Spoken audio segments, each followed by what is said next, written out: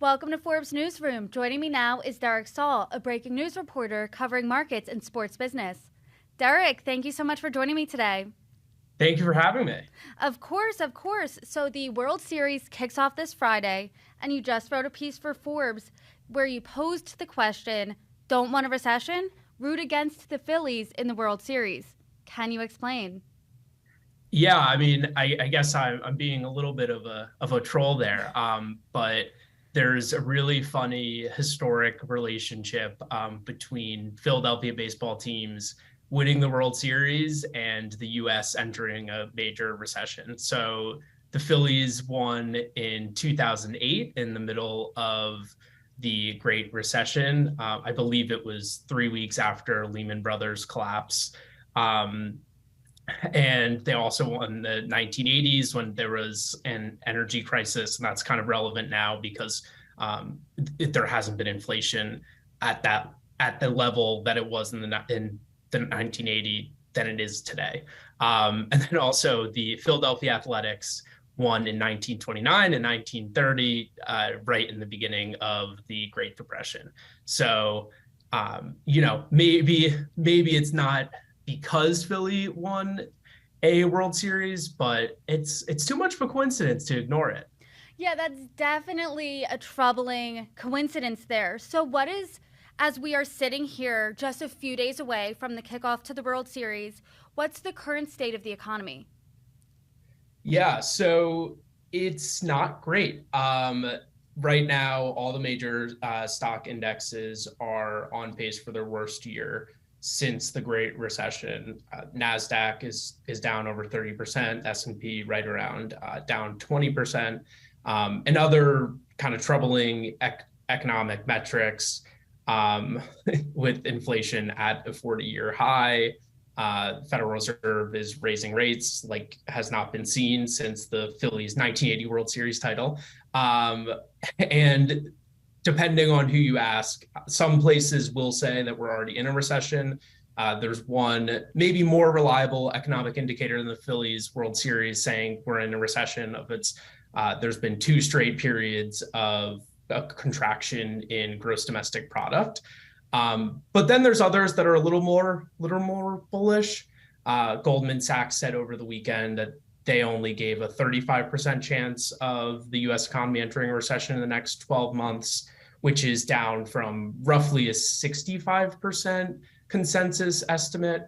And in fact, I liked pulling from that article is that that 35% chance is pretty much exactly the same chance that sports books give the Phillies at winning the World Series.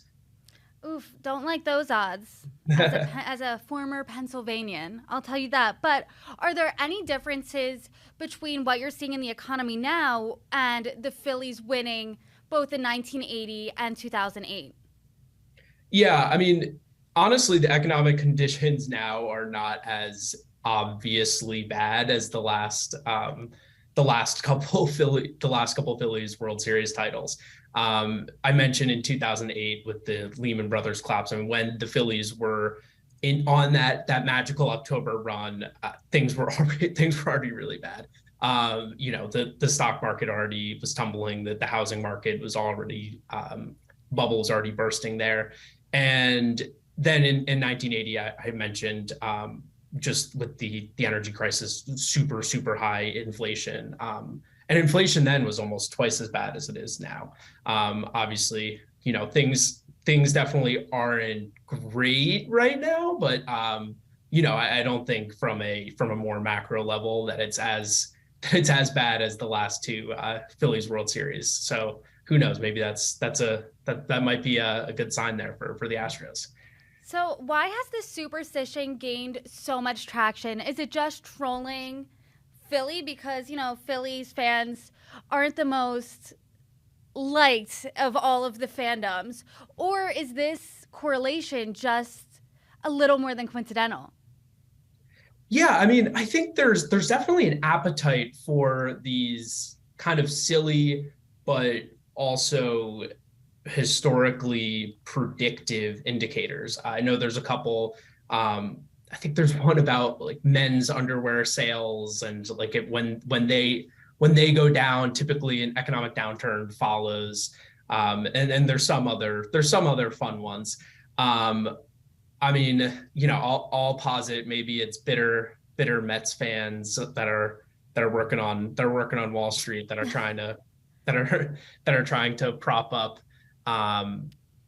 this little thing to root against the Phillies.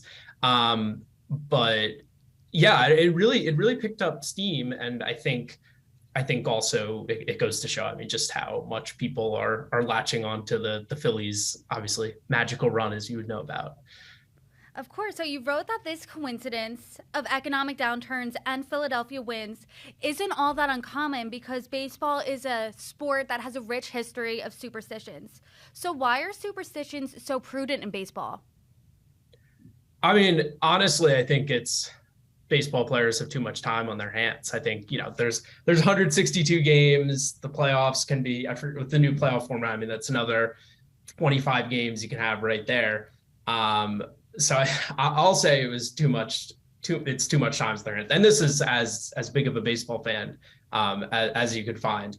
But yeah, I think when you have 700 at bats in a season and there's extreme highs and lows, and I guess the cyclical nature there. I mean, that if we're going back to economy of comparisons, there you go.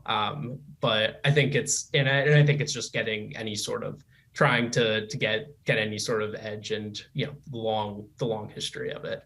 So you mentioned Philadelphia victories correlating with economic downturns. You also mentioned men's underwear sales. What are other prominent baseball superstitions that are out there? Oh, that's a good question. I mean, I think it's a lot of times it's player by player. Some overall ones, you're not supposed to step on the foul line when you're running out of the dugout. A lot of times, again, it'll kind of be specific player based. The former Red Sox shortstop Nomar Garciaparra really famously and really annoyingly would always undo and redo his batting gloves before every pitch. Did that help? I mean, he was pretty good. But my namesake Derek Jeter was always better than him.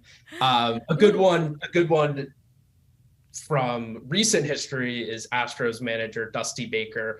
He has one side of the dugout that he goes to when Houston does not need a run, and then another side that he swears that's the hit side, and Houston always gets hits there. And he's a funny guy too, of superstition wise, old school guy. He's chewing on a toothpick all game, every game. So definitely a lot of quirks there. So as we're just a few days away here from the World Series, the Phillies are playing the Astros. How do these teams match up? Yeah, I mean, I think, the Astros won 20 more games in the regular season than the Phillies, but don't let that fool you into thinking the Phillies aren't a good or powerful team. One surprising fact is the Phillies actually had higher payroll than the Astros this year. So it's not just this little ragtag bunch. Bryce Harper, outfielder for the Phillies, he's the highest paid player in the entire series. But I think overall, Houston has really great pitching. They've always demonstrated ability as an organization to find diamonds in the rough, and then the Phillies actually, on the other hand, are led a little bit more by that top free agent star power. But both teams, there's a lot of, they're both bringing a lot of heat. Both have a lot of power bats and top the line pitching. So should be a fun one to follow. October baseball is always fun. So who's favored to win here, the Phillies or the Astros? The Astros are. Based odds makers give them a little over a 60% chance of winning the World Series. So based on who's favored, are we heading for a recession? I'll say no. I'll go on the side of of Goldman economists and odds makers.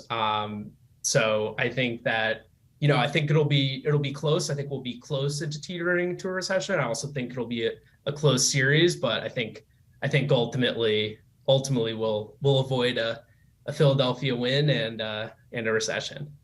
Well, you heard it here first. Derek Saul, thank you so much. Thank you for having me. Appreciate it.